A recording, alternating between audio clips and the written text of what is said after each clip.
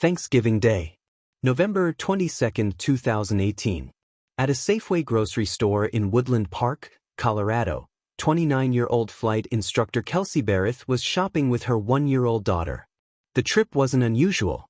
She bought groceries. She sent a few text messages. She went about her day like countless other Americans preparing for Thanksgiving dinner. Nothing about the surveillance footage stood out. No signs of distress. No signs of fear. No indication that investigators would later spend years examining those final images. Because after leaving the store, Kelsey Berreth vanished. For 10 days, nobody reported her missing. Friends assumed she was busy. Family members expected to hear from her soon. But as the days passed, concern began to grow. Then the questions started. Why wasn't Kelsey answering her phone? Why hadn't anyone seen her? And why was nobody able to reach her? Those questions would eventually uncover a story involving a secret affair, allegations of murder plots, and a killing that prosecutors would later describe as carefully planned.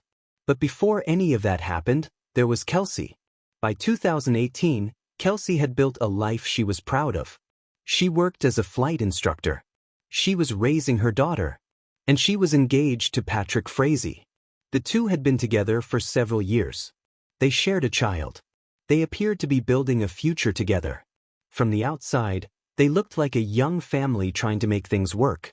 But appearances can be misleading. Because while Kelsey believed she was building a future with Patrick, there was another woman in his life. Her name was Crystal Lee Kenny. And according to evidence later presented in court, Patrick had been involved with both women at the same time. Crystal lived in Idaho. Unlike Kelsey, she wasn't raising a child with Patrick. And according to testimony she would later give under oath, Patrick painted a very different picture of his life whenever he spoke to her. The details of those conversations would become some of the most important evidence in the entire case. But at the time, nobody knew that. As Thanksgiving approached, Kelsey was focused on everyday life. On work, family, motherhood, the holiday season. She had no reason to believe she was approaching the final days of her life. But according to testimony later heard in court, Patrick had been discussing something very different. Months later, during his murder trial, jurors would hear testimony from Crystal Kenny that shocked the courtroom. According to Kenny, Patrick had repeatedly talked about killing Kelsey.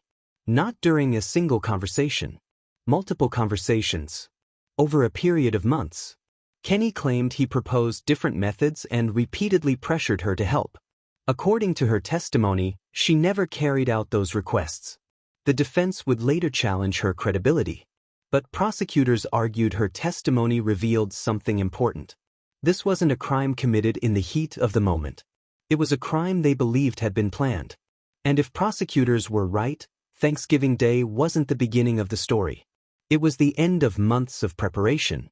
As investigators later reconstructed the timeline, one fact became clear. Thanksgiving Day would be the last day anyone would see Kelsey alive. After leaving Safeway, she returned home. What happened next remains one of the most disturbing aspects of the case. Because there were no eyewitnesses. No cameras. No direct recording of the events that unfolded inside that house. Instead, investigators would spend the next year piecing together a story from evidence, phone records, forensic findings, and testimony. And according to prosecutors, what they discovered was horrifying.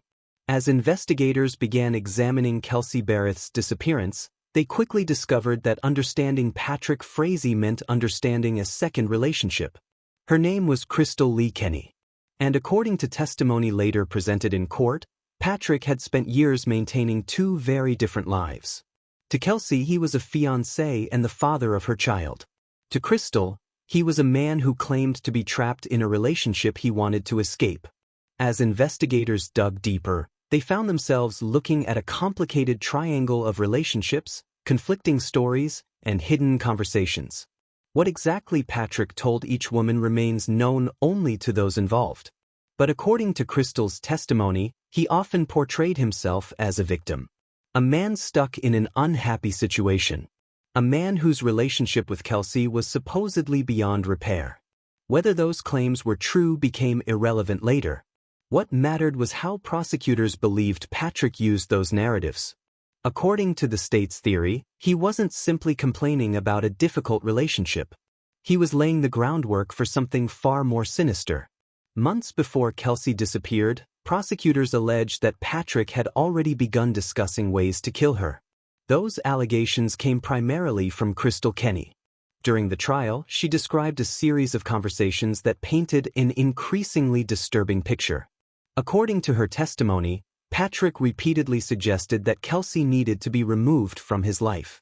Not through separation, not through a breakup, but through murder. Jurors heard allegations involving multiple proposed plans. According to Kenny, Patrick suggested poisoning Kelsey. Another alleged plan involved attacking her. Each time, Kenny claimed she refused. Each time, according to her testimony, she backed out. For prosecutors, these conversations became some of the strongest evidence of premeditation. They argued that Patrick wasn't acting impulsively. He was planning, thinking ahead, looking for opportunities. The defense, however, attacked that interpretation. They argued that Kenny had powerful reasons to cooperate with investigators after the crime. They questioned her credibility. They challenged whether her testimony could be trusted. Ultimately, jurors would have to decide for themselves. But regardless of where the truth ended and allegation began, one fact was undeniable. Patrick was living a double life. And maintaining that double life was becoming increasingly difficult. By late 2018, he was engaged to one woman while maintaining a relationship with another. He shared a child with Kelsey. He was making promises to Crystal. At some point, those conflicting realities would collide. The question was how. As Thanksgiving approached, life on the surface appeared normal. Kelsey continued caring for her daughter. She continued working. Friends and family noticed nothing extraordinary. No dramatic public arguments. No obvious signs of danger. No indication that investigators would later describe her final days as the conclusion of a murder plot. Meanwhile, according to testimony later heard in court, Patrick's alleged discussions about killing Kelsey had not stopped. If anything, prosecutors argued, they had become more serious. What made those allegations particularly troubling was the amount of time involved. This wasn't a conversation that allegedly happened once. It wasn't a single angry statement made during an argument. According to testimony, these discussions stretched across months. And prosecutors believed that timeline mattered, because it suggested preparation, planning, intent. Then came Thanksgiving week. For most people, it was a time of travel and family gatherings. For investigators looking back later, it became the point where everything changed. On the morning of November 22nd, Kelsey woke up and went about her day. She spent time with her daughter. She handled routine responsibilities. She went shopping. Nothing about the day seemed unusual. Nothing suggested that it would become one of the most analyzed days in Colorado criminal history. The surveillance footage from Safeway captured a completely ordinary scene. A mother buying groceries. A child nearby. Holiday preparations. No one watching that footage would have predicted what prosecutors later claimed happened next. Because according to the state's theory, Patrick had already decided what was going to happen. And Thanksgiving Day was the day he intended to carry it out. At this point in the story, investigators were still months away from making an arrest. The public had no idea a crime had even occurred. Kelsey wasn't officially missing yet. There were no news reports. No search parties. No police briefings. Just an ordinary holiday. An ordinary afternoon. And a woman returning home with her daughter. What happened after that remains the central question of the entire case. Because according to prosecutors, the moment Kelsey walked through her front door that afternoon, the final chapter of her life began. And the events that followed would eventually become some of the most chilling allegations presented during the trial. The prosecution would later argue that Patrick arrived at Kelsey's home with a plan. A plan that involved trust. A plan that involved deception. And a plan that ended in murder. The next chapter begins inside that house. On Thanksgiving Day. During the final hours of Kelsey Berreth's life. By the afternoon of November 22, 2018, Thanksgiving was in full swing across Colorado. Families were gathering. Meals were being prepared. Football games played in the background of living rooms. For most people, it was a day that would blend into countless other holidays. For Kelsey Berreth, it would become her last. Earlier that day, she had been seen shopping at Safeway with her daughter. The footage showed nothing unusual. She looked relaxed, focused on errands, focused on her child, focused on the holiday ahead. Afterward, she returned home. What happened inside that house later became the centerpiece of the prosecution's case. There were no eyewitnesses, no cameras, no recording. Everything investigators eventually presented was built from forensic evidence, digital records, and testimony.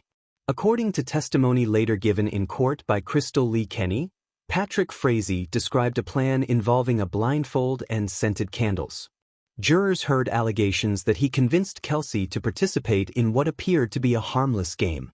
The details were disturbing, not only because of the violence prosecutors alleged followed, but because the story suggested trust.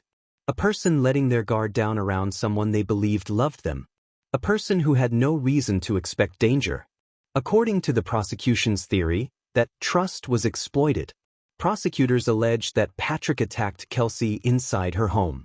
The state argued the attack was sudden and overwhelming. The defense challenged aspects of the prosecution's reconstruction and questioned the reliability of the testimony used to support it. But one thing was clear. Whatever happened that afternoon, Kelsey was never seen again. As daylight faded and Thanksgiving evening arrived, family members and friends had no idea anything was wrong. There were no emergency calls, no reports of violence, no public signs of a crime. Life outside the home continued as normal. Inside, according to prosecutors, a cover-up was already beginning. One of the most unsettling aspects of the case was what investigators believed happened after Kelsey's death. In many murder cases, the crime itself becomes the central focus. Here, prosecutors argued that the efforts to hide the crime were almost as significant as the killing itself. According to testimony, Patrick did not immediately contact authorities. He did not report an accident. He did not tell anyone what had happened. Instead, prosecutors alleged he began taking steps to make Kelsey disappear. Not just physically, digitally, socially, completely. The state's theory was straightforward. If people believed Kelsey was still alive, they would not start looking for her. And if nobody was looking for her, valuable time could be gained. Time to clean. Time to move evidence. Time to create alternative explanations. According to testimony later presented at trial, Patrick contacted Crystal Kenny after the killing. What exactly was said during those conversations remains known only through testimony and evidence presented in court. But prosecutors argued that those communications marked the beginning of an organized effort to conceal what had happened. As Thanksgiving turned into the following days, something strange began occurring. Messages appeared to come from Kelsey. At first, they helped reduce suspicion. People assumed she was alive, busy, occupied, perhaps avoiding contact for personal reasons. But the longer the silence continued, the less believable those explanations became. People who knew Kelsey began noticing something was wrong. She wasn't acting like herself. In fact, she wasn't acting at all. She simply wasn't there. Days passed. Then more days. Family members became increasingly concerned. Friends grew worried. Questions started spreading through Kelsey's circle. Had anyone heard from her? Had anyone seen her? Did anyone know where she was? The answer was always the same. As concern increased, attention inevitably turned toward Patrick. Not because anyone knew a crime had occurred, but because he was one of the people closest to her. The father of her daughter. The man she was supposed to marry. If anyone knew where Kelsey was, logic suggested it might be him. At first, however, there was no obvious breakthrough. No dramatic discovery. No confession. The mystery remained intact. And while family members searched for answers, investigators were still unaware of how large the case would eventually become. What nobody outside a small group of people realized was that the case was already beginning to unravel. Because while physical evidence can sometimes be hidden, digital evidence is much harder to erase completely. Phones leave records. Messages leave records. Movements leave records. And as detectives would soon discover, the digital trail surrounding Kelsey's disappearance contained clues that pointed toward a very different story than the one being presented. The missing person case was about to become a homicide investigation. And one person held information that would eventually change everything. Crystal Lee Kenny. For weeks, she remained silent. But that silence would not last forever. And when she finally spoke to investigators, the entire direction of the case changed. Because according to prosecutors, she knew details that only someone close to the crime could know. Details that would eventually help investigators reconstruct Thanksgiving Day. Details that would become critical evidence at trial. And details that would lead directly to Patrick Frazee. The mystery of Kelsey Berreth's disappearance was no longer simply a question of where she had gone. It was becoming a question of whether prosecutors could prove murder without ever finding her body. And soon, investigators would get the break they had been waiting for. 10 days after Thanksgiving, Kelsey Berreth's mother made a decision. She reported her daughter missing. At first glance, 10 days might seem like a long time to wait. But for Kelsey's family, the situation hadn't immediately appeared suspicious. The messages coming from Kelsey's phone suggested she was still alive. There was no obvious crime scene. No reports of violence. No reason to believe a murder had taken place. But as the days passed, something felt wrong. The silence was unlike her. Kelsey wasn't someone who simply vanished. She wasn't someone who abandoned her responsibilities. And she certainly wasn't someone who would disappear without checking on the people she cared about most. By early December, concern had turned into alarm. The missing person report triggered an investigation. Detectives began with the basics. When had Kelsey last been seen? Who had spoken with her? What activity could be verified? The answer to the first question came quickly. The Safeway surveillance footage. Thanksgiving Day. That was the last confirmed sighting. After that, everything became uncertain. Investigators started building a timeline. Every call, every message, every known movement, every interaction. At first, it looked like a missing person case. But the deeper detectives dug, the more troubling the picture became. One of the biggest questions involved Kelsey's phone. Messages had been sent after Thanksgiving. But investigators wanted to know who sent them. Were they genuinely from Kelsey? Or was someone using her phone to create the illusion that she was still alive? As detectives analyzed digital records, another question emerged. If Kelsey had chosen to leave voluntarily, why had she left behind so much of her life? Her daughter, her job, her responsibilities. Nothing about the situation fit. The more investigators examined the evidence, the less likely voluntary disappearance seemed. And as suspicion grew, attention increasingly focused on Patrick Frazee. He was Kelsey's fiancé, the father of her child, one of the last people known to have regular contact with her. Naturally, investigators wanted answers. But while detectives were asking questions, another person was watching events unfold from hundreds of miles away. Crystal Lee Kenny. At that point, most of the public had never heard her name. Even investigators didn't yet understand how important she would become. But according to evidence later presented in court, she knew far more about the case than anyone realized. While detectives worked to understand Kelsey's disappearance, forensic teams examined locations connected to the investigation. One location received particular attention: Kelsey's home. The prosecution would later argue that evidence found there supported the conclusion that violence had occurred inside the residence. Investigators examined the home carefully. They looked for physical evidence, signs of a struggle, signs of cleanup, anything that might explain why a woman had apparently vanished without a trace. According to testimony and public reporting, investigators discovered evidence suggesting extensive cleaning had occurred. On its own, cleaning proves nothing. But detectives believed the circumstances were unusual enough to warrant closer examination. As forensic testing continued, investigators became increasingly convinced they were no longer searching for a missing woman. They were investigating a homicide. The challenge was proving it. There was still no body, no murder weapon, no direct eyewitness. Every piece of evidence had to fit together to tell a story prosecutors hoped would eventually convince a jury beyond a reasonable doubt. Then the investigation took a dramatic turn. Detectives identified a person who might know what happened. Crystal Lee Kenny. When investigators finally confronted her, they weren't speaking to a random witness. They were speaking to someone connected to Patrick Frazee. Someone connected to the events surrounding Kelsey's disappearance. And according to prosecutors, someone who had information capable of breaking the case wide open. At first, the full truth did not emerge immediately. But eventually, Kenny began cooperating. What she told investigators would fundamentally change the direction of the case. According to later court proceedings, she admitted involvement in activities after Kelsey's death. Activities that resulted in criminal charges against her.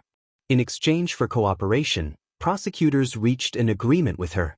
That agreement would become controversial. Many people questioned whether she deserved leniency. Others argued that without her testimony, the case might never have been solved. Regardless of where people stood, one thing was undeniable. Her information transformed the investigation. For the first time, detectives had a witness describing what prosecutors believed happened behind closed doors. A witness describing alleged planning. A witness describing alleged cleanup efforts. And a witness connecting Patrick Frazee directly to Kelsey's disappearance. As investigators compared Kenny's statements to existing evidence, they believed the pieces were beginning to fit together. Phone records. Forensic evidence. Witness testimony. Timelines. Individually, each piece told only part of the story. Together, prosecutors argued, they revealed a murder.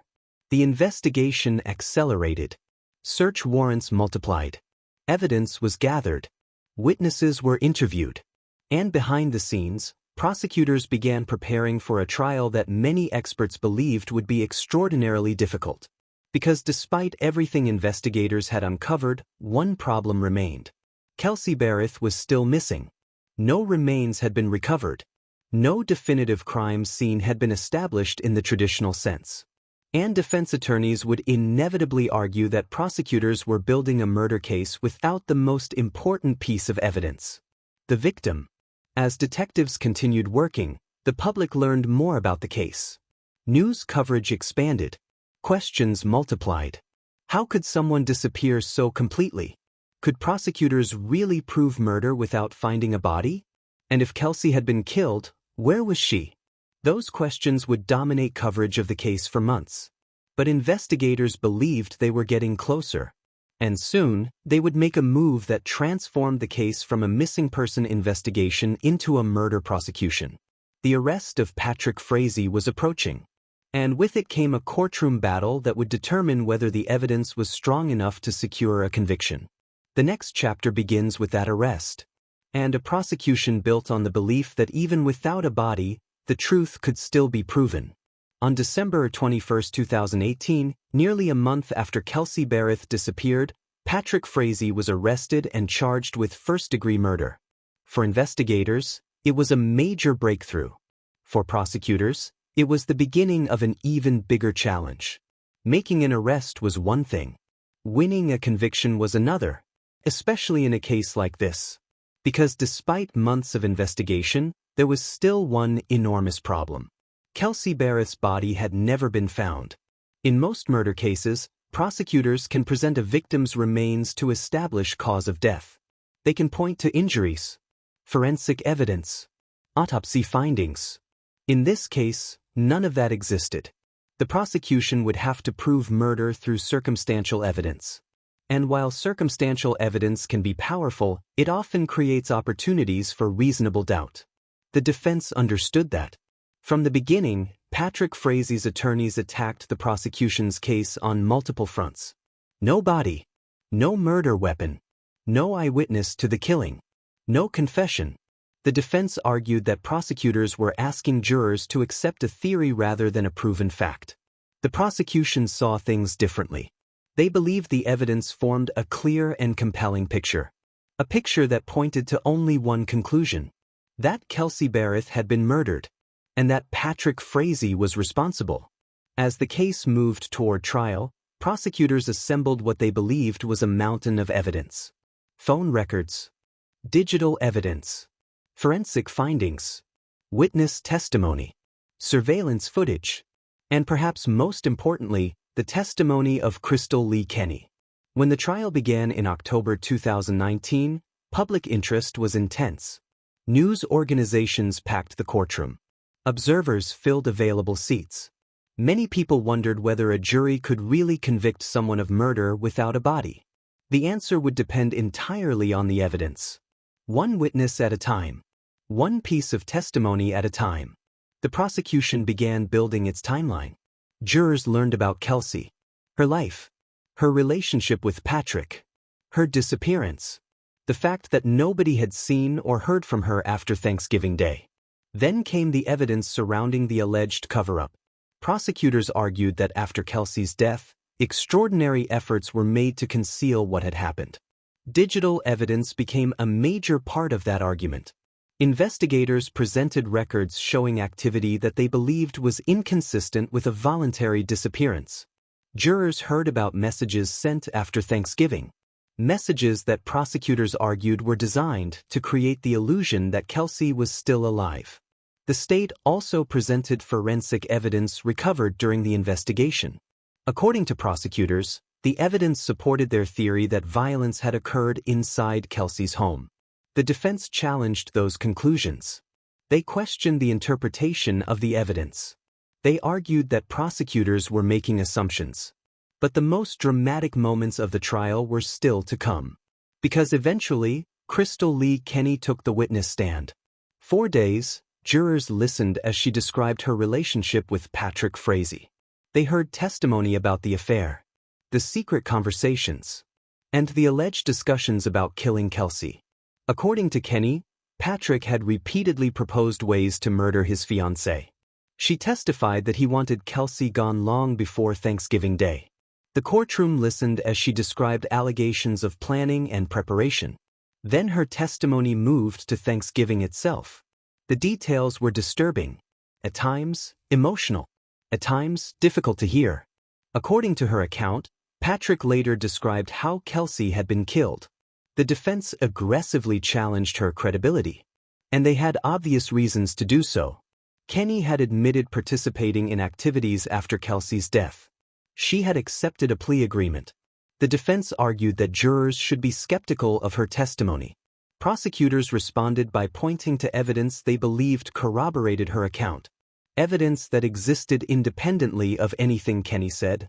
4 days, jurors weighed the competing arguments. Who was telling the truth?